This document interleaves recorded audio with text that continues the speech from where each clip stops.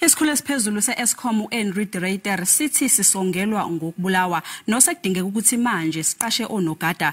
Ekhuluma nabezindaba zeSABC uDe Ryter uthe khathi eqashwa kulomsebenzi wayecabanga ukuthi uzosebenza njengalokho kwenziwa ezinkampanini ezizimele.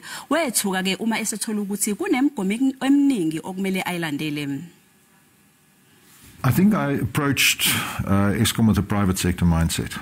I had no proper appreciation of the enormous bureaucracy that affects an organization like Eskom, from a procurement perspective, from a liquidity perspective, from a governance perspective.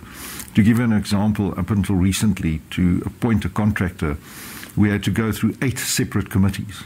That's now been reduced to 3, but it's still far more onerous than anything that you'd experience in the private sector.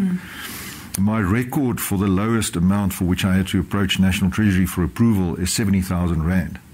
Now, if as the chief executive of a very large industrial corporation, I have to write a letter to National Treasury asking, please, can I sign for 70,000 Rand? You can imagine how slow that process is. So I think there's a lot of well-intentioned governance, but as increasingly we've heard also from cabinet ministers, the red tape has got to a point where it's really slowing us down to a complete standstill.